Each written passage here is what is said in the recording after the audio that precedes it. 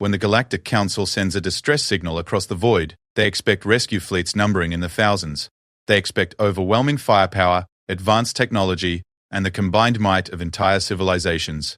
What they don't expect is a single human vessel, battered and scarred, dropping out of hyperspace with nothing but determination, and a crew that refuses to understand the meaning of impossible odds.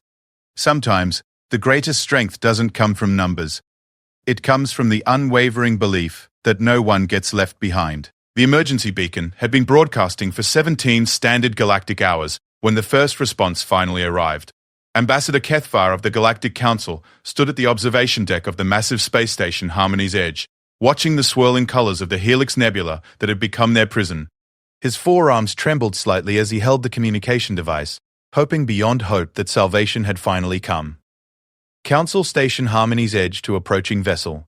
He transmitted, his voice carrying the weight of desperation he tried so hard to hide. Please identify yourself and your fleet strength. We have approximately 40,000 civilians and military personnel in immediate danger. The response that came back made his primary heart skip a beat while his secondary heart began racing with confusion. This is Captain Sarah Chen of the Earth vessel Defiant, registry number UES 2847. We received your distress call and are moving to assist. Kethvar blinked his large, compound eyes in disbelief. We? Captain Chen, please confirm your fleet composition. Our sensors only detect one vessel approaching our position. There was a pause, and when the human captain responded, her voice carried a tone that Kethvar had never heard from any species in his 300 years of diplomatic service. It was calm, determined, and somehow completely confident despite the impossibility of their situation. That's correct, Ambassador. One ship. The Defiant. We're coming to get you out. The communication channel fell silent, except for the steady hum of background static. Kethvar's aide, a nervous young Zentari named Quill, approached with his tablet displaying the tactical situation. His scaled hands shook as he held up the device. Ambassador. Quill's voice was barely a whisper. The Kreeth hegemony has 17 dreadnoughts surrounding this station. Each one is over 2 kilometers long and armed with plasma cannons capable of melting through our shields in minutes. Their fighter complement alone numbers in the thousands. Kethvar nodded grimly. The Kreeth had been waiting for this moment for months, positioning their forces just outside the nebula's interference field. When the Council's peace negotiations had broken down, they'd known retaliation was coming. What they hadn't expected was for the Kreeth to corner them in the most strategically disadvantageous position possible. The Helix Nebula was beautiful but deadly. Its ionized gases created a natural jamming field that made long-range communications nearly impossible, and hyperspace jumps extremely dangerous.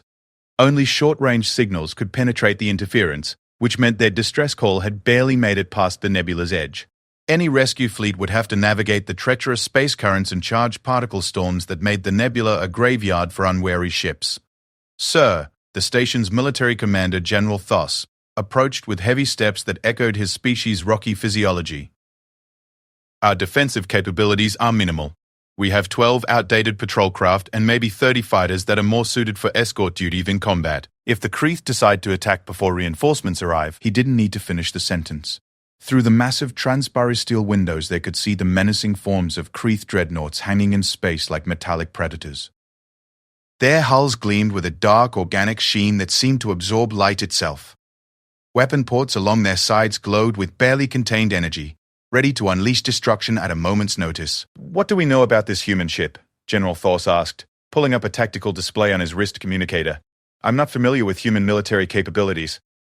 Kethvar had dealt with humans before during various trade negotiations and diplomatic functions. They were a relatively new species to galactic politics, having achieved faster-than-light travel only about 50 years ago. Most galactic species regarded them with a mixture of curiosity and condescension. Humans were seen as energetic but naive, brave but reckless, and generally unprepared for the complexities of interstellar warfare. From what I understand, Kethvar said slowly, humans have a small but growing fleet. Their ships are built tough but use relatively primitive technology compared to the major galactic powers. They've been involved in a few minor conflicts, but nothing on this scale. Quill was frantically accessing galactic databases on his tablet. According to the records, the Defiant is a heavy cruiser, approximately 800 meters in length. It carries a crew of 300 and is armed with kinetic weapons, missile systems, and basic energy shields. Impressive for human technology, but completely outmatched, General Thos finished grimly. Even if they brought their entire fleet, they'd be outnumbered and outgunned. As if summoned by their conversation, a new contact appeared on their sensors. The human ship dropped out of hyperspace at the very edge of the nebula, its form barely visible through the swirling cosmic gases. Even at this distance, they could see that it had clearly been in battle. Scorch marks covered its hull, and several sections showed the telltale signs of rapid field repairs. The Defiant was smaller than any of the Kreeth dreadnoughts, but there was something about its approach that commanded attention. It didn't hesitate or attempt to hide. Instead, it moved with purposeful determination straight toward the center of the Kreeth formation, broadcasting a message on all frequencies. Kreeth hegemony vessels. This is Captain Sarah Chen of the United Earthship Defiant. You are in violation of the Galactic Accords by threatening civilian populations. Withdraw your forces immediately or face the consequences. The response from the Kreeth fleet was swift and mocking. Commander Vextar, whose voice was transmitted across all channels for maximum psychological effect, replied with the characteristic clicking and hissing that made Kreeth's speech sound like breaking glass. Chew. Chew. Little human ship. Vextar's translator rendered his words in standard galactic, though the contempt needed no translation.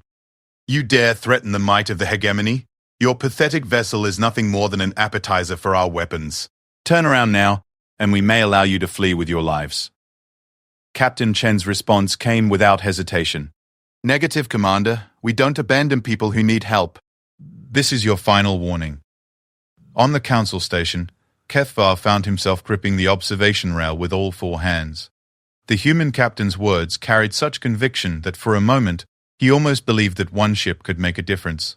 But reality crashed back as he watched the Kreeth dreadnoughts begin to adjust their positions, weapons charging to full power. She's going to get herself killed, General Thos muttered. But there was something in his voice that suggested admiration rather than criticism. The Defiant continued its approach, and as it drew closer, more details became visible. The ship's design was distinctly human, favoring function over aesthetics. Where other species built their vessels to inspire awe or fear, humans seemed to build theirs to endure. The hull was thick and heavily armored, with redundant systems visible even from the outside.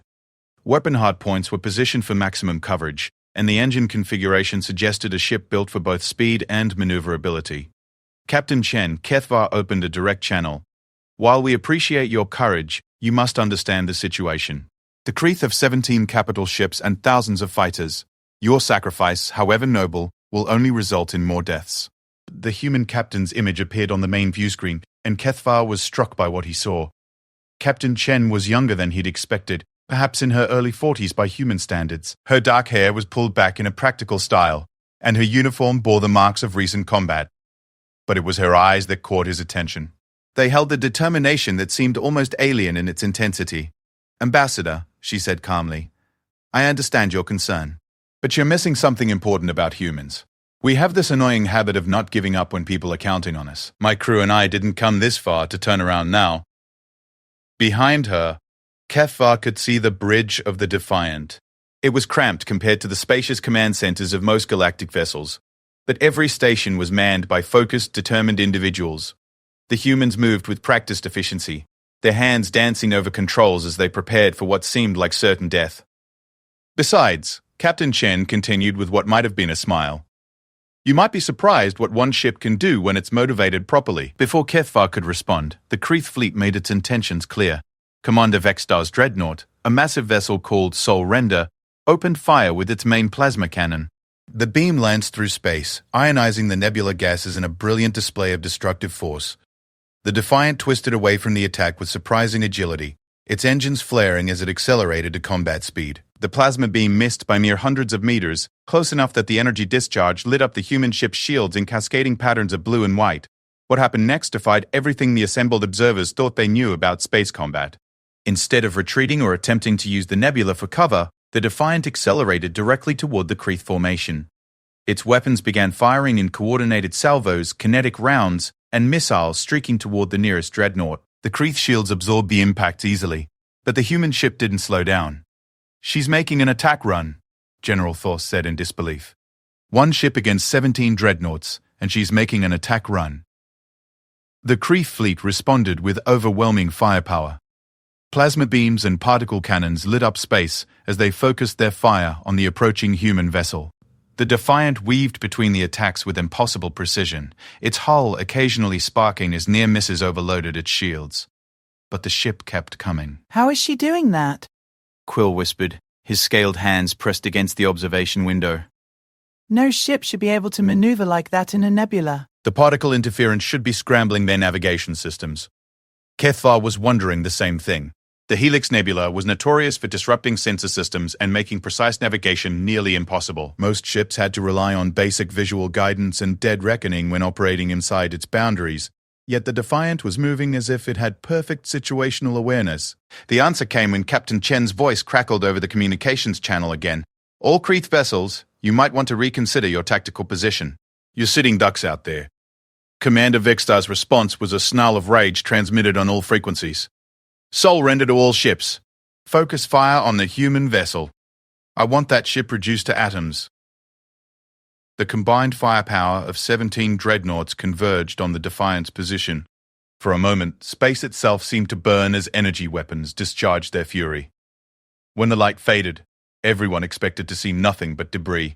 Instead, they saw the human ship emerging from the bombardment zone, damaged but intact. Hull plating had been stripped away in several places, and one of its engine nacelles was dark, but it was still fighting. Impossible. General Thoss breathed. Nothing could survive that much concentrated fire. Captain Chen's voice came through clearly, though they could hear alarms blaring in the background. Damage report, Mr. Torres. Hull breaches on decks 4 and 7, Captain, came the reply from what was presumably her chief engineer. We've lost the starboard engine and our primary shield generator is operating at 60%, but we're still in the fight. Good enough, Chen replied. Helm, bring us around for another pass. Weapons, prepare the special delivery package.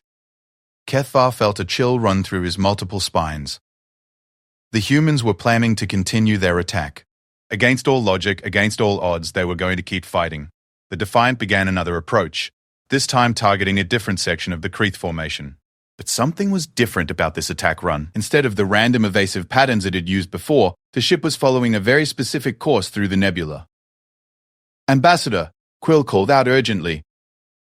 I'm detecting massive energy buildups in the nebula itself. The ionized gases are becoming increasingly unstable. General Thoss's rocky features showed confusion. That's impossible. The nebula has been stable for thousands of years. Nothing could affect it on that scale. On the main screen, they watched as the Defiant fired what appeared to be a single missile toward the largest concentration of Kreeth ships. The weapon seemed small and insignificant compared to the massive dreadnoughts surrounding it.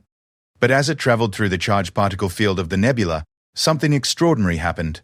The missile began to attract the ionized gases around it, creating a chain reaction that spread outward in an ever-expanding sphere of electromagnetic energy. They're not just fighting the ships, Kethvar realized with growing amazement. They're weaponizing the nebula itself. The electromagnetic pulse that erupted from the missile's detonation point swept across 3 of the nearest Kreeth dreadnoughts. Their shields flickered and died as the energy wave overloaded their systems. Running lights went dark, and the massive ships began to drift helplessly. Commander Vextar's voice cut through the communications chaos, no longer mocking but filled with rage and confusion. What have you done, humans? Captain Chen's response was calm and professional. We've evened the odds, Commander. Your shields are down and your weapons are offline. I suggest you consider our earlier suggestion about withdrawing, but the Kreeth weren't finished. The remaining 14 dreadnoughts spread out, moving clear of the nebula's most charged regions. They began a systematic bombardment of the Defiant, forcing the human ship to take shelter behind one of the disabled vessels. Captain Chen, Kethvar transmitted urgently, you've accomplished the impossible, that you can't fight 14 dreadnoughts alone. Please, consider withdrawing while you still can. The human captain's image reappeared on their screen. Her uniform was torn and there was a cut on her forehead that she hadn't bothered to treat, but her eyes still held that same unwavering determination. Ambassador, I appreciate your concern. But we came here to get you out, and that's exactly what we're going to do. My crew and I have a saying, no one gets left behind. We mean it. Behind her, Kethvar could see damage control teams racing through the corridors of the ship. Sparks flew from damaged consoles, and emergency lighting cast everything in an eerie red glow. Yet the humans continued working with the same focused determination they'd shown from the beginning. Besides, Captain Chen continued, this fight is far from over. Mr. Kim, are our guests in position? A young officer at what appeared to be the tactical station looked up from his console. Affirmative, Captain. The packages are in place and awaiting your signal. Kethvar felt his confusion growing. Guests? Packages? What were the humans planning? His answer came as new contacts began appearing on the station's long-range sensors. But these weren't ships emerging from hyperspace. They were objects that had apparently been drifting in the outer regions of the nebula, hidden among the cosmic debris. Captain, General Thos called out. Our sensors are detecting multiple objects moving toward the Kreeth formation. They appear to be mining charges? Captain Chen's smile was visible even through the static-filled transmission. Not exactly, General. Those are our little surprises. You see, humans have been studying this nebula for months. We knew if the Kreeth ever tried to use it as a tactical position, we'd need a way to flush them out. The objects were moving under their own power, guided by small thruster systems that allowed them to navigate the nebula's treacherous currents. As they approached the Kreeth dreadnoughts, their true nature became apparent. They were massive shaped charges, each one designed to create a focused explosion in the direction of the enemy ships. But more importantly, they were positioned throughout the nebula in a three-dimensional grid that would allow the explosions to interact with the charged particles in a very specific way. All charges in position, Captain, came the report from the tactical station. Execute, Captain Chen ordered simply. What followed was unlike anything in recorded galactic military history. The charges detonated simultaneously, each explosion carefully timed and positioned to create a cascading effect throughout the nebula. The ionized gases that made the region so beautiful also made them incredibly volatile when properly manipulated. The result was a controlled chain reaction that swept through the entire Kreeth formation like a tidal wave of electromagnetic energy. Shield generators overloaded and exploded. Weapon systems went offline. Life support systems flickered and died before emergency backups could engage. In the span of 30 seconds, 14 of the most advanced warships in the galaxy had been reduced to drifting hulks. The Defiant emerged from behind its cover, damaged but victorious. Its engines flared as it began moving toward the Council Station, broadcasting on all frequencies. This is Captain Chen to all Kreeth vessels. Your ships are disabled and your crews are in immediate danger. We're prepared to offer assistance with evacuation procedures, but only if you agree to immediate withdrawal from this system. Commander Vextar's response was filled with barely controlled fury. You planned this. You knew we would be here. We knew you'd try something like this eventually, Chen replied. The hegemony has been pushing boundaries for months, threatening civilian populations to gain political leverage. We decided it was time to push back. On the council station, Kethvar stood in stunned silence. In the span of less than an hour, a single human ship had neutralized an entire enemy fleet using tactics that no one had even imagined possible.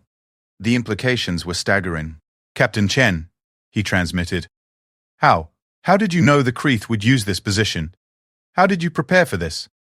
The human captain's expression grew serious. Ambassador, humans have a concept called contingency planning. When someone threatens people under our protection, we make sure we're ready for every possible scenario. The Kreeth made their intentions clear months ago. We just made sure we were ready when they acted on them. Quill was frantically working at his tablet, trying to process what they'd just witnessed. Sir, this changes everything. If humans can plan and execute operations like this, their capabilities are far beyond what anyone in the Council suspected. General Thos was studying the tactical displays with the eye of a professional soldier. It wasn't just the planning, he said slowly. The execution required perfect timing, incredible precision, and a level of coordination that speaks to exceptional training and discipline. This crew has clearly been through combat before. As if responding to his observation, Captain Chen continued. This isn't the first time we've had to get creative against superior numbers. Humans have a long history of finding ways to win fights we shouldn't be able to win. The Defiant was now close enough that they could see the full extent of its battle damage. The ship looked like it had been through hell, with entire sections of hull plating missing and emergency force fields holding an atmosphere where the hull had been breached. Yet it continued operating as if the damage was merely an inconvenience. Captain, Kethvar said, your ship appears to have taken significant damage. Are your crew members injured? Do you require assistance? We've got everything under control, Ambassador. A few bumps and bruises, but nothing we can't handle. Our priority right now is getting your people to safety. As the human ship approached, Kethvar found himself studying its design more carefully. What he'd initially taken for primitive construction now revealed itself as something far more sophisticated. The thick armor plating wasn't just protection, it was modular, designed to be replaced quickly in the field. The weapon systems were arranged for maximum redundancy, ensuring that battle damage wouldn't leave the ship defenseless. Even the engine configuration seemed designed with survival in mind, with backup systems for the backup systems. "Captain Chen," he called out, "before we discuss evacuation procedures, I must ask, where is the rest of the human fleet?" "Surely you didn't come here alone."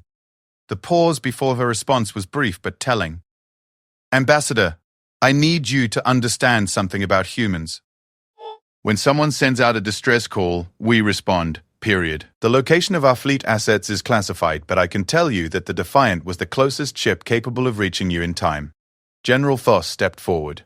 "Captain, with respect, your ship is heavily damaged and you've just fought an engagement against overwhelming odds. How do you plan to safely evacuate 40,000 people? Chen's smile returned, and once again Kethvar was struck by the confidence it conveyed. "General, you're thinking too conventionally. We're not going to evacuate you in a traditional sense. We're going to escort you out." Before anyone could ask what she meant, new contacts began appearing on their sensors. These were definitely ships emerging from hyperspace, but they weren't military vessels. Instead, they were massive cargo haulers, colony ships, and even what appeared to be a few converted passenger liners. "Ladies and gentlemen," Captain Chen announced, "please allow me to introduce the Terran Merchant Marine." Every one of those captains volunteered to come into a combat zone to help get you home safely. Kethvar counted the vessels as they continued to arrive. 37 ships in total, ranging from massive bulk carriers capable of holding thousands of people to smaller vessels that could evacuate a few hundred. None of them were military vessels, but all of them had come. "Captain!" Quill called out from his position at the sensor station. "These are civilian vessels. They have no armor, no weapons, no protection against military action." "That's correct," Chen replied. "But they have something more important. They have captains and crews who believe that when people are in trouble, you help them. No questions asked, no payment required, no politics involved." The lead merchant vessel, a massive colony ship called New Horizon, established contact with the station. "This is Captain Rodriguez of the New Horizon. We're here to give you folks a ride home. Just tell us where you need to go." As the evacuation began, Kethvar found himself watching the humans work with growing amazement. The crew of the Defiant coordinated the entire operation with military precision, but the civilian captains followed their directions without question. Ships that had never worked together before moved in perfect formation, protecting each other and sharing resources as needed. "Ambassador," General Voss said quietly, "I've been in military service for over 2 centuries. I've seen the fleets of every major galactic power, but I've never seen anything like this." "What do you mean?" Kethvar asked, though he suspected he knew the answer. "The discipline, the coordination, the willingness to risk everything for people they've never met." The general's rocky features showed an expression that might have been awe. These humans didn't just send one ship because it was all they had available. They sent one ship because they knew it would be enough. As the evacuation continued, Captain Chen maintained her position between the rescue fleet and the disabled Kreeth dreadnoughts. The Defiant was still heavily damaged, but it remained ready to fight if necessary. Its weapons were trained on the nearest enemy vessel, and its crew remained at battle stations. "Captain," Commander Vextar transmitted, his voice now noticeably subdued, "my ships require assistance. Our life support systems are failing, and we have casualties aboard several vessels." Chen's response came without hesitation. "Understood, Commander. We're dispatching medical teams and emergency supplies. However, any aggressive action toward our rescue operations will be met with immediate response." Kethvar watched in amazement as human medical teams actually boarded the disabled Kreeth vessels to provide aid. These were the same beings who had been trying to kill them less than an hour ago, yet the humans were risking their own lives to help them. "Captain Chen," he transmitted privately, "I must ask, why are you helping them?" The Kreeth were prepared to destroy this station and everyone aboard it. The human captain's expression grew thoughtful. "Ambassador, humans have another saying. Today's enemy might be tomorrow's ally. The Kreeth made a mistake, but that doesn't mean we should let their crews die. Besides, showing mercy when you've won decisively tends to make a stronger impression than showing mercy when you're losing." As the last of the council personnel were evacuated onto the merchant vessels, Kethvar took one final look around the station that had been his home for the past year. In a few hours, it would be empty except for automated systems, abandoned until the political situation could be resolved. "Ambassador," Captain Chen's voice called out, "your transport is ready." The New Horizon has prepared quarters for you and your staff, but Kethvar found himself hesitating. Captain, before I leave, I must know. How many ships does Earth actually have? What is the true size of your fleet? Chen's smile returned, but this time it held secrets that Kethvar suspected he might never fully understand. Ambassador, that's classified information. But I will tell you this. The Defiant isn't our most powerful ship. It isn't our largest ship. It isn't even our newest ship. It's just the one that was closest when you needed help. As Kethvar was escorted to his transport, he found his mind reeling with the implications of what he'd witnessed. The humans had demonstrated capabilities that no one in the galactic community had suspected. They'd shown tactical brilliance, technological innovation, and a level of coordination that spoke to years of preparation and training. But more than that, they'd shown something that was perhaps even more dangerous to their enemies. They'd shown that they would go to any lengths to protect those who couldn't protect themselves. The Defiant remained on station until the last transport had safely entered hyperspace. Only then did it begin its own journey home, limping away on damaged engines but with its mission accomplished. Commander Vexstar, aboard his crippled dreadnought, watched the human ship disappear into the swirling colors of the nebula. His pride was wounded and his fleet was in ruins, but he was alive, and his crews were receiving medical attention they desperately needed. He made a mental note to recommend to the Hegemony High Command that future operations should take human capabilities into much more serious consideration. The species that had seemed so primitive and naive had just demonstrated that appearances could be very deceiving indeed. In the depths of space, the emergency beacon from Harmony's Edge finally went silent. The crisis was over, the civilians were safe, and the balance of power in the galaxy had shifted in ways that would take years to fully understand. But for Captain Sarah Chen and the crew of the Defiant, it had been just another day at the office. Another distress call answered. Another group of people brought safely home. Another demonstration that sometimes the greatest victories come not from overwhelming force, but from the simple refusal to give up when others are counting on you. 3 weeks after the incident at Harmony's Edge, the ripple effects were still spreading across the galaxy. In the Grand Council chambers of Galactic Central, representatives from hundreds of species gathered for an emergency session that would reshape interstellar politics forever.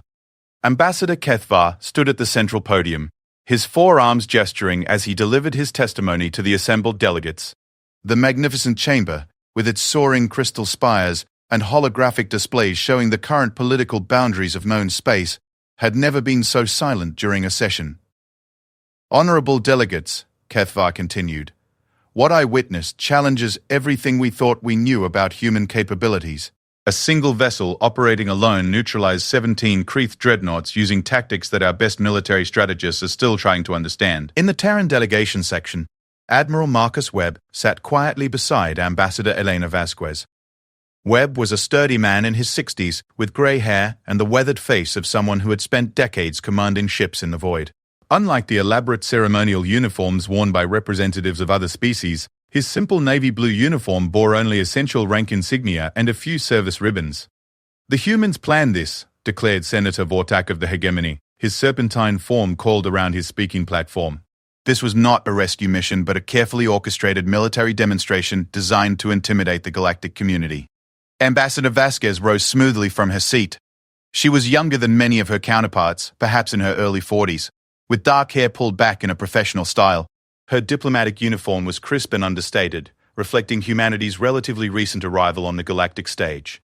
Senator Vortak raises an interesting point, she said, her voice carrying clearly through the chamber's acoustics. He suggests that defending innocent civilians from military aggression is somehow an act of intimidation. Perhaps the hegemony would like to explain why their fleet was threatening a civilian population in the first place. The Kreeth senator's scales rippled with anger. But before he could respond, Chancellor Morvac of the Altarian Federation called for order. The elderly Altarian's voice carried the weight of centuries of diplomatic experience. The chair recognizes that recent events have raised serious questions about the balance of power in our galaxy, Morvac announced. However, we must focus on facts rather than accusations. Ambassador Kethvar, please continue your report. Kethvar activated a holographic display that showed the tactical situation at Harmony's Edge. The three-dimensional image rotated slowly, highlighting the positions of ships and the cascade effect that had disabled the Kreeth fleet. The human vessel Defiant employed what can only be described as environmental warfare, he explained. They had pre-positioned explosive devices throughout the Helix Nebula, but more importantly, They understood how to manipulate the charged particle field to create a chain reaction that overloaded enemy systems. Murmurs rippled through the chamber. Environmental warfare was not unknown, but the precision required to execute such an attack was beyond what most species considered possible. This suggests long-term planning and detailed scientific study of the nebula, added General Korath of the Draconian Empire. Such preparations would require months, possibly years of advance work. Admiral Webb finally stood, his movement drawing attention from across the chamber. When he spoke, his voice was calm and measured, carrying the authority of someone accustomed to command. General Korath is correct. The operation at Harmony's Edge required extensive preparation. However, I should clarify that such preparations are standard procedure for the Terran Navy. We maintain contingency plans for any location where civilian populations might be threatened. The implication hung in the air like a thunderclap. The humans weren't just prepared for one specific scenario. They were prepared for any scenario. Senator Vorthak's scales shifted to a darker hue, indicating extreme agitation. You're suggesting that Terra maintains military preparations throughout the galaxy? That's a violation of the non-interference accords. With respect, Senator, Ambassador Vasquez replied smoothly. The non-interference accords prohibit aggressive military buildup and territorial expansion. Defensive preparations to protect civilian populations are not only permitted but encouraged under galactic law. Chancellor Morvek consulted his datapad, his long fingers moving over the controls with practiced ease. The ambassador is correct. However, the scale of preparation described suggests capabilities far beyond what Terra has previously disclosed to this body. Admiral Webb exchanged a glance with Ambassador Vasquez before responding. Chancellor, Terra's military capabilities have never been classified. However, we don't typically advertise our defensive preparations, as doing so would compromise their effectiveness. This was the moment that changed everything. Dr. Yentar, the Chief Science Officer of the Galactic Research Council, activated his own holographic display. The image showed a detailed analysis of the electromagnetic cascade that had disabled the Kreeth fleet. Honorable delegates, Doctor, Yentar announced, his synthetic voice carrying across the chamber, our analysis of the Harmony's Edge incident reveals something extraordinary. The humans didn't just create a simple electromagnetic pulse. They manipulated quantum-level interactions within the nebula's particle field to generate a selective disruption that targeted specific types of technology while leaving others unaffected. The chamber fell into stunned silence. Quantum-level environmental manipulation was theoretical technology that even the most advanced species were only beginning to understand. The precision required for such an operation, Doctor, Yentar continued, suggests that human science has advanced far beyond our previous estimates. More concerning, the selective nature of the disruption indicates that they have detailed knowledge of Kreeth technology, and possibly the technology of other species as well. Representative Kylo of the Centauran Trade Federation leaned forward in her crystalline seat. Dr. Yentar, are you suggesting that the humans have been conducting covert intelligence operations against member species? Admiral Webb stood again, and this time his expression was more serious. Representative Kylo, I can assure you that Terra conducts no covert operations against peaceful member species. However, when a species makes aggressive moves against civilian populations, we make it our business to understand their capabilities. And how do you obtain such understanding? Pressed Senator Vorthak. The Admiral's smile was thin, but not unkind.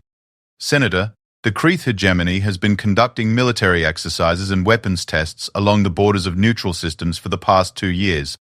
All of this activity has been in open space, easily observable by anyone with the proper senses. We simply chose to observe more carefully than others. What Admiral Webb didn't mention, and what the assembled delegates couldn't have known, was that human observation techniques had evolved far beyond simple sensor sweeps. Hidden throughout human space and beyond were networks of monitoring stations, automated probes, and even modified cargo containers that continuously gathered intelligence on potential threats. The human approach to intelligence gathering was comprehensive and methodical. Where other species relied on formal diplomatic channels and official military attachments, humans used everything from commercial shipping routes to scientific research expeditions to build a detailed picture of galactic military capabilities. Ambassador Vasquez activated her own display, showing a timeline of Kreeth military activities over the past year. The evidence shows a clear pattern of escalating aggression by the hegemony. Military exercises gradually moved closer to civilian populations. Weapons tests increased in both frequency and destructive power. Diplomatic communications became increasingly hostile toward species that refused to submit to hegemony influence. Based on this pattern, Admiral Webb added, our analysts concluded that a direct attack on civilian targets was not just possible, but probable. The Harmony's Edge incident was the natural culmination of months of escalating aggression.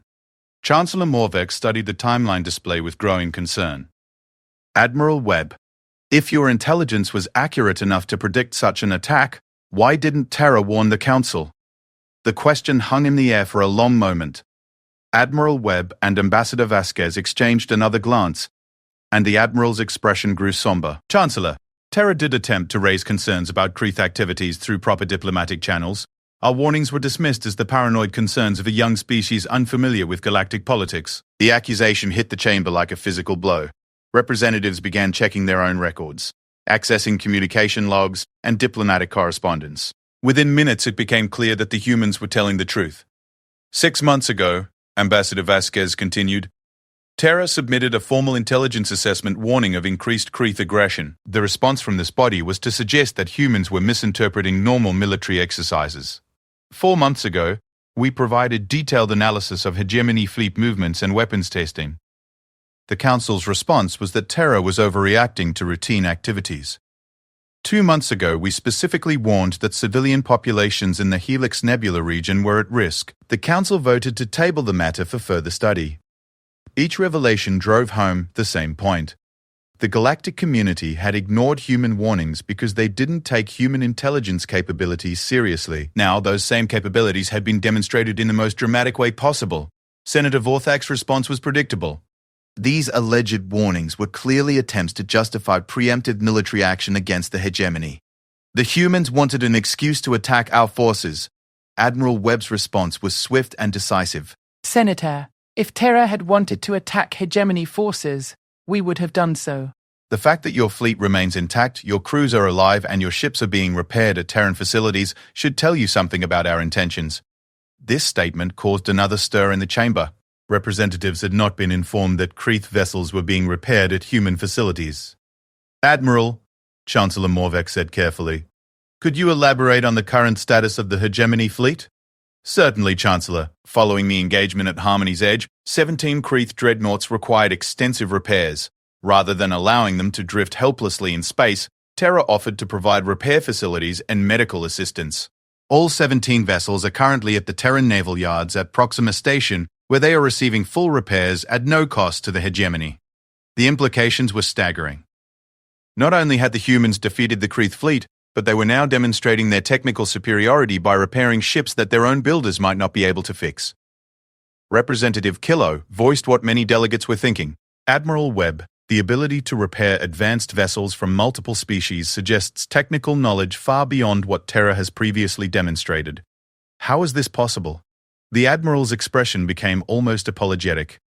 Representative Kilo, human engineers have always been good at figuring out how things work. When we reverse-engineered our first FTL drive from a crashed survey vessel 50 years ago, we didn't just copy the design, we studied it, understood it, and improved upon it. Since then, we've made it standard practice to study any technology we encounter, not to steal or copy, but to understand. This understanding allows us to identify weaknesses, improve defenses, and when necessary, repair systems that even their original builders might consider beyond salvage. Dr. Gubrier Paya. Yentar's synthetic voice carried a note of what might have been admiration. Admiral, the level of technical expertise required for such understanding suggests that Terra's educational and research systems are far more advanced than previously known. Dr. Yentar, humans have always believed that knowledge should be shared freely. Our research institutions work closely with our military to ensure that discoveries in one field can benefit others. We don't compartmentalize knowledge the way some species do. What the Admiral didn't mention was the sheer scale of human research and development efforts.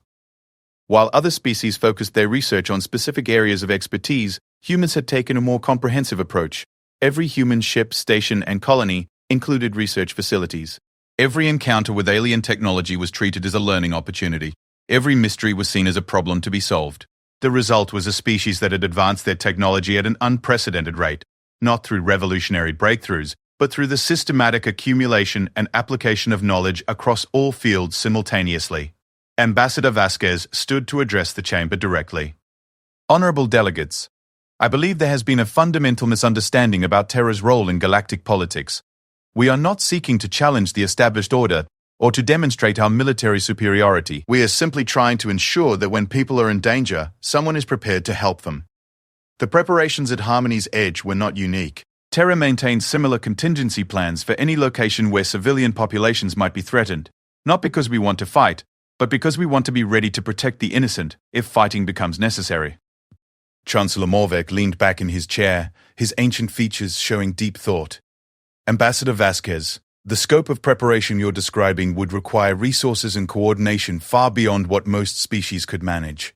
Are you suggesting that Terra has developed these capabilities independently, Chancellor? Terra's approach to defense is based on a simple principle. It's better to be prepared and not need something than to need something and not be prepared. Yes, this requires significant resources and coordination.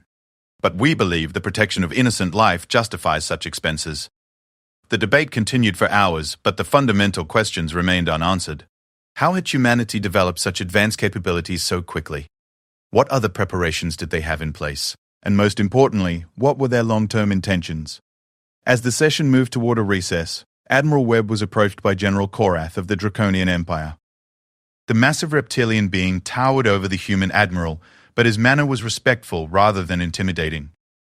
"Admiral Webb," Korath said in his deep, rumbling voice, "I have commanded military forces for over 3 centuries.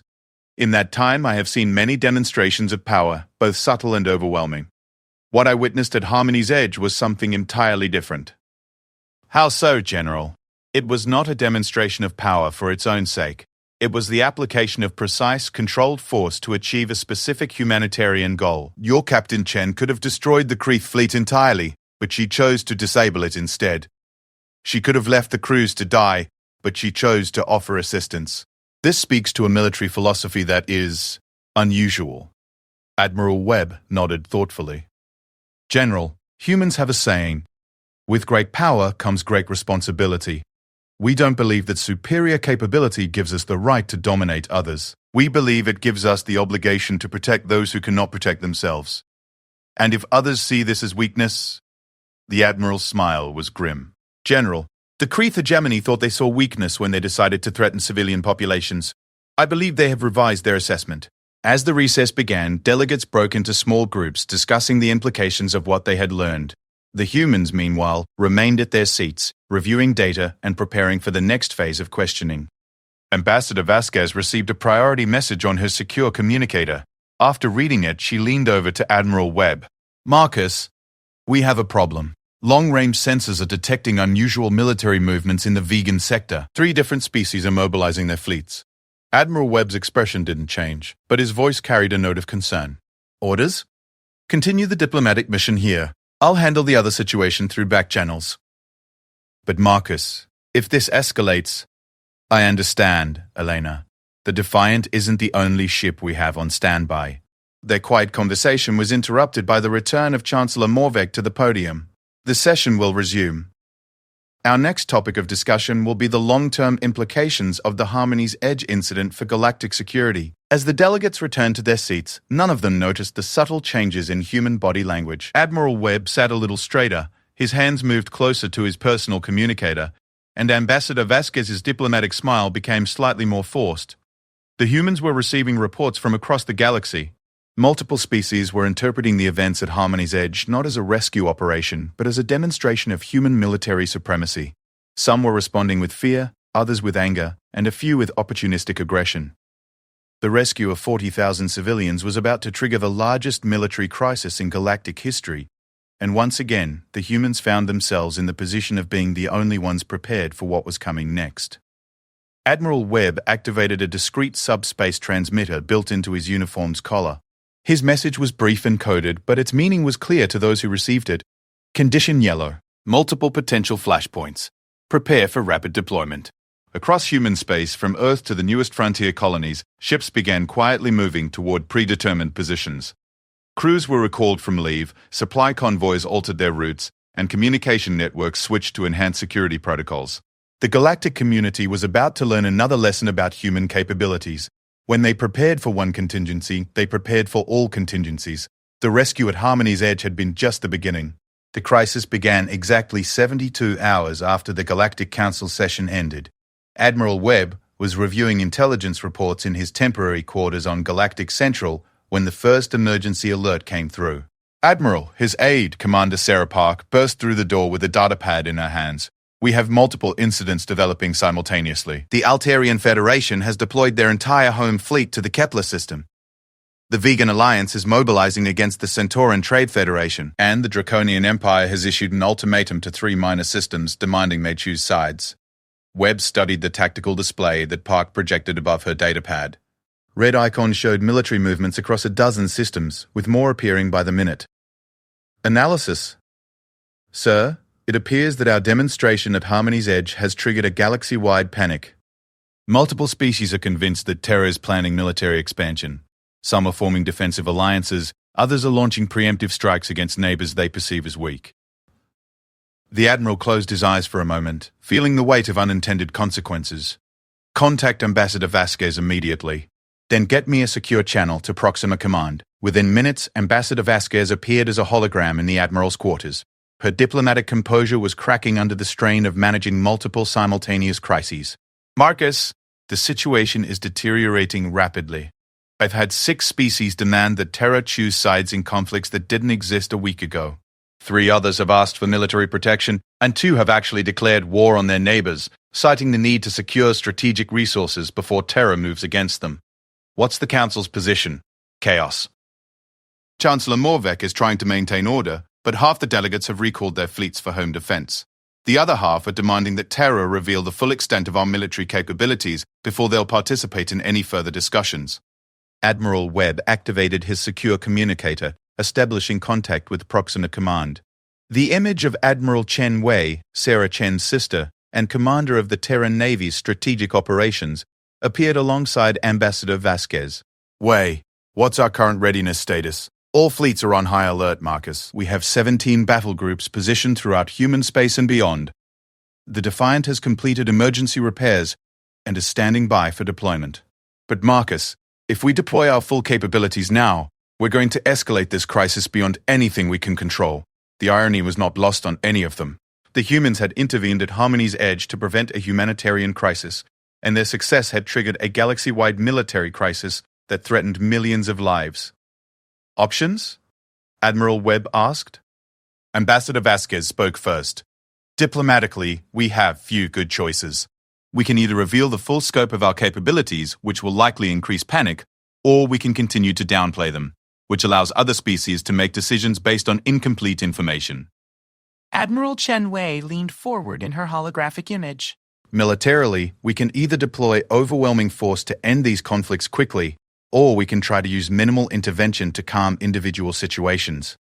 The first approach risks being seen as the aggressive expansion that everyone fears. The second approach might not be effective enough to prevent widespread fighting.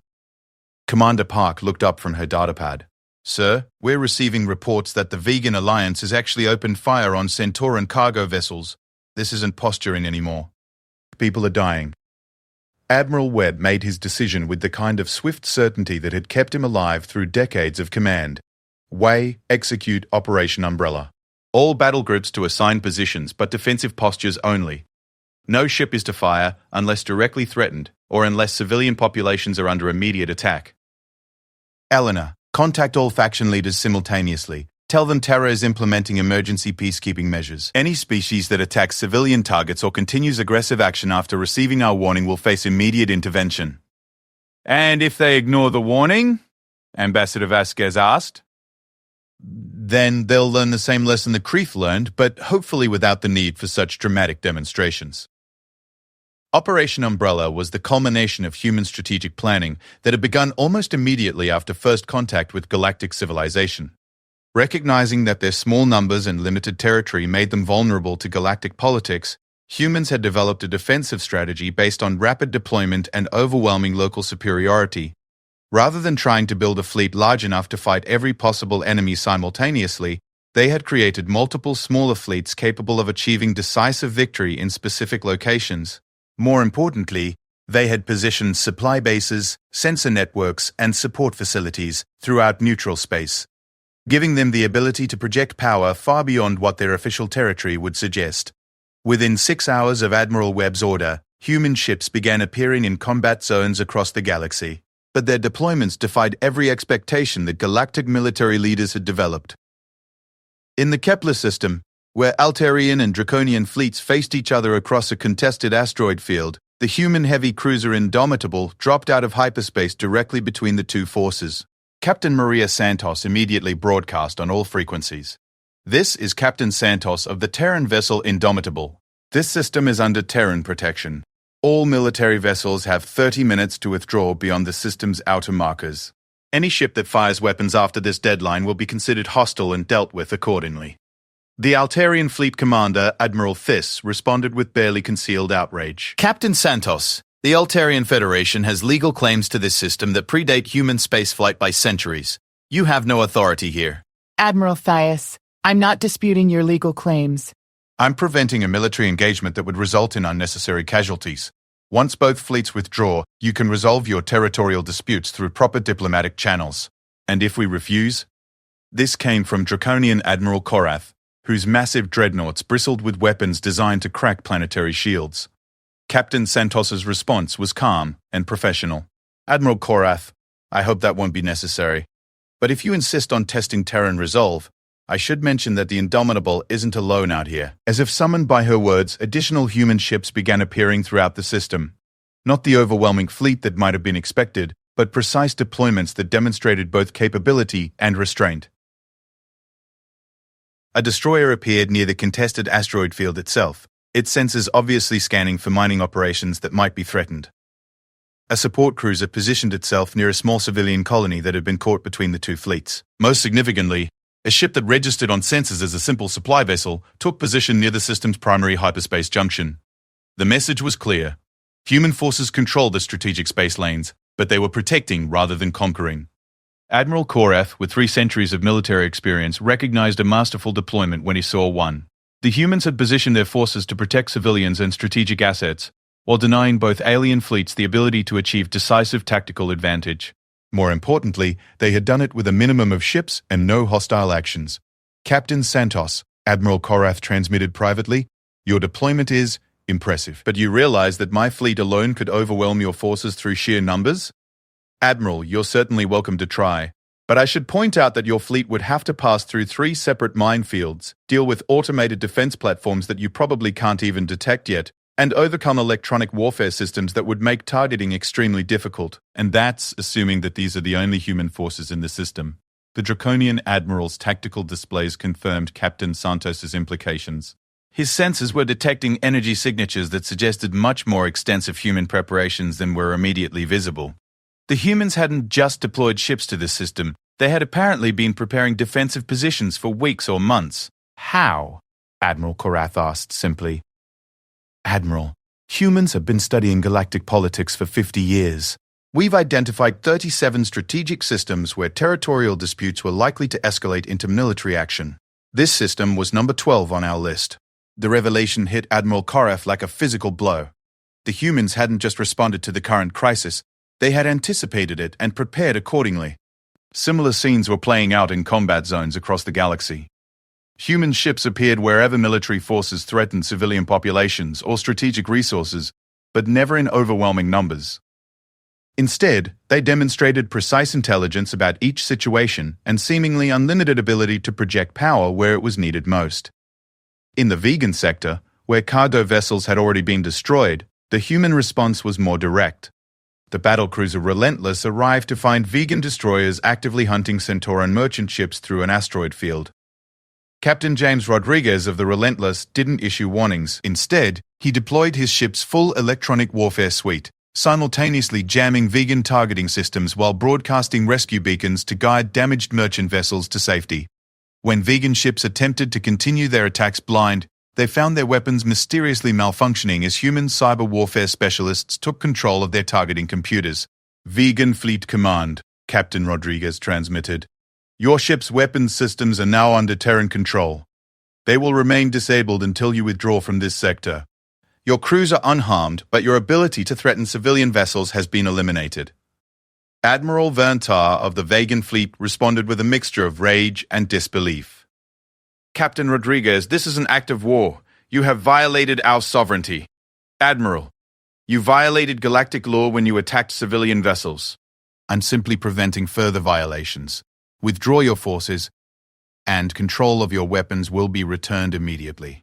The technological superiority demonstrated by the humans was even more shocking than their tactical positioning. The ability to remotely control alien weapon systems suggested cyber warfare capabilities that no other species possessed. But perhaps the most significant human intervention occurred in the Centauran system itself, where panic had led to the complete breakdown of civil order. Riots had erupted on 3 major planets, as populations feared imminent invasion. The Centauran government had lost control, and millions of civilians were in immediate danger. The human response was unlike anything in galactic history. Instead of sending military forces, they deployed humanitarian aid ships supported by a single escort vessel, the destroyer Compassion. But these weren't ordinary cargo ships. They were mobile hospitals, emergency shelters, and disaster relief platforms, equipped with the most advanced medical and life support technology humans possessed. Captain Lisa Chang of the Compassion coordinated the largest civilian rescue operation in galactic history. Human medical teams worked around the clock to treat injured civilians. Emergency shelters were erected to house refugees. Food, water, and medical supplies were distributed freely to anyone who needed them. But most importantly, human engineers worked to restore civilian infrastructure that had been damaged during the riots. Power grids were repaired, communication networks restored, and transportation systems brought back online. Within 72 hours, the Centauran system was not only stable, but functioning better than it had before the crisis began. The political implications were staggering. Humans had demonstrated that their capabilities extended far beyond military force. They possessed disaster relief resources that could stabilize entire star systems, medical technology that surpassed anything the galactic community had seen, and engineering expertise that could repair infrastructure faster than its original builders. Back on Galactic Central, the emergency session of the Council had been in continuous debate for 18 hours.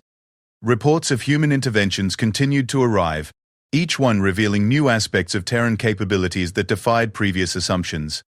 Chancellor Morveck stood at the central podium, his ancient features showing the strain of managing the greatest crisis in Council history. Honorable delegates, we are faced with an unprecedented situation. In less than 1 week, the species of Terra has demonstrated military, technological, and humanitarian capabilities that exceed our understanding. More significantly, they have used these capabilities not for conquest or expansion, but for the protection of civilian populations and the prevention of military conflict. Every human intervention has been defensive in nature, focused on minimizing casualties and preserving civilian infrastructure. Ambassador Vasquez rose from her seat, her diplomatic composure intact despite the exhaustion that showed in her eyes. Chancellor Morveck, honorable delegates, Terra requests permission to address the concerns that our actions have raised. The floor recognizes Ambassador Vasquez. Thank you, Chancellor. During the past week, Terra has been accused of deception, of hiding our true capabilities, of planning galactic conquest. These accusations are based on the assumption that superior capability inevitably leads to aggressive action. However, Terra's actions during this crisis demonstrate the opposite principle. We possess advanced military technology, but we use it to prevent wars rather than start them. We have extensive intelligence networks, but we use them to predict and prevent humanitarian crises. We have developed rapid deployment capabilities, but we use them to provide aid rather than conquest. Senator Vorthak of the Kreeth hegemony rose from his coiled platform. His scales had remained dark throughout the crisis, indicating sustained agitation. Ambassador Vasquez, your words speak of noble intentions, but your actions demonstrate overwhelming power. How can the galactic community trust that Terra will not use this power for aggressive purposes? Admiral Webb stood beside Ambassador Vasquez, his uniform bearing new ribbons that represented the successful resolution of multiple conflicts during the past week. Senator Vorthak, I believe Terra's actions speak louder than our words. We have had the opportunity to use overwhelming force in dozens of situations during this crisis. Instead, we have consistently chosen the minimum intervention necessary to protect civilian populations. Furthermore, Terra could have used this crisis to expand our territory, gain strategic advantages, or demand political concessions. Instead, we have asked for nothing except the cessation of attacks against civilian populations. Dr. Yentar, the synthetic being who served as chief science officer of the Galactic Research Council, activated a comprehensive display showing all human interventions during the crisis. The data supports Admiral Webb's statement. In every instance, Terran forces have withdrawn immediately upon the conclusion of threats to civilian populations. No territory has been claimed, no resources demanded, no political advantages sought. However, Dr. Yentar continued, the scale of Terran preparedness raises fundamental questions about the balance of power in our galaxy. The evidence suggests that Terra has been preparing for this type of crisis for decades, positioning resources and developing capabilities far in advance of apparent need. Representative Kilo of the Centauran Trade Federation, who had personally witnessed humanitarian efforts in her home system, spoke with obvious emotion. Dr. Yentar, perhaps the question is not whether Terra has been preparing for crisis, but why the rest of us were not prepared to help those in need. The humans didn't just prevent wars during this crisis, they fed the hungry, healed the injured, and restored hope to millions of civilians. While our fleets were positioned to fight each other, their ships were equipped to help anyone who needed assistance. Chancellor Morvek leaned forward in his chair. Representative Kylo raises an important point. Perhaps this crisis has revealed not Terran aggression, but galactic complacency. We have become so focused on political maneuvering and territorial disputes that we forgot our fundamental responsibility to protect civilian populations. Ambassador Vasquez stepped forward, her voice carrying across the silent chamber. Honorable delegates, Terra did not seek the role of galactic protector. We simply refuse to stand by when innocent people are in danger. If our preparedness and capabilities disturb the galactic community, we apologize. But we will not apologize for using those capabilities to save lives. However, Terra recognizes that our actions have created uncertainty and fear. Therefore, we propose the establishment of a Galactic Emergency Response Consortium with representatives from all member species. This organization would coordinate humanitarian aid, disaster relief, and peacekeeping operations throughout the galaxy. Terra offers to share our emergency response technologies and training with any species that wishes to participate. Our goal is not to dominate galactic emergency response, but to ensure that no crisis like this one catches us unprepared again. The proposal sent ripples of discussion throughout the chamber. The idea of sharing advanced human technology with other species was unprecedented, but so was the scale of capabilities that Terra had demonstrated. General Korath of the Draconian Empire stood to address the chamber. Ambassador Vasquez, the Draconian Empire has observed Terran operations firsthand during this crisis. Your tactical capabilities are impressive, but your restraint is even more remarkable. However, many species will be concerned about maintaining the balance of power if Terran technology becomes widely available. How does Terra propose to address these concerns? Admiral Webb stepped forward. General Korath. Terra proposes that all emergency response technology be administered jointly by the consortium. No single species would control these capabilities. Instead, they would be available to help any population in crisis, regardless of political affiliation. Furthermore, Terra suggests that the consortium be headquartered on neutral ground, with rotating leadership drawn from all participating species. Our goal is to create a truly galactic response capability, not to extend Terran influence. Chancellor Morvek called for a formal vote on Terra's proposal. The debate continued for another 6 hours, but the outcome was never really in doubt. The crisis had demonstrated that the galactic community desperately needed better emergency response capabilities. The vote was unanimous in favor of establishing the Galactic Emergency Response Consortium. 2 months later, Captain Sarah Chen stood on the bridge of the Defiant as it approached the newly constructed consortium headquarters at Neutral Station 7. The massive facility had been built in record time through joint effort by 12 different species, using both human emergency construction techniques and alien engineering expertise. Captain, her communications officer called out, we're receiving docking instructions from Station Control. They're assigning us to Docking Bay 7, reserved for consortium emergency response vessels. Through the main viewer, Chen could see the impressive sight of ships from dozens of species working together in coordinated formations. Alterian medical ships practiced emergency evacuation procedures alongside Draconian rescue vessels. Centauran cargo haulers worked with human engineering ships to test rapid deployment techniques. Captain Chen, came a transmission from the station. This is Admiral Kethvar, Consortium Operations Director. Welcome to Neutral Station 7. Chen smiled as she recognized the voice of the ambassador they had rescued at Harmony's Edge. Admiral Kethvar? It's good to hear from you again. I see you've been promoted. Indeed, Captain. The Council felt that someone who had experienced Terran emergency response capabilities firsthand would be valuable in coordinating consortium operations. As the Defiant docked, Chen reflected on how much had changed since their desperate mission to the Helix Nebula. What had begun as a simple rescue operation had somehow transformed galactic politics, created new alliances, and established institutions that would protect civilian populations for generations to come. The humans had come to the galaxy expecting to find their place among established civilizations. Instead, they had shown those civilizations something they had forgotten. That true strength came not from the ability to destroy, but from the willingness to protect. The galactic community had expected an entire fleet when they sent their distress call. They had received something far more valuable. They had received hope that no matter how dark things became, someone would always be willing to come to their aid. And in the depths of space, monitoring stations and automated probes continued their silent watch, ready to detect the next crisis, the next threat to innocent life. Because humans had learned something fundamental about their role in the galaxy. It wasn't enough to be strong. It wasn't enough to be prepared. Sometimes, the most important thing was simply to be the species that refused to give up on others, no matter how impossible the odds might seem. The emergency beacon from Harmony's Edge had been answered by a single human ship, but that ship had carried within it something that would reshape the galaxy forever. The absolute conviction that no one should ever have to face danger alone. In the end, that conviction proved more powerful than any weapon, more valuable than any technology, and more enduring than any empire. It was the one thing that truly made humanity special among the stars.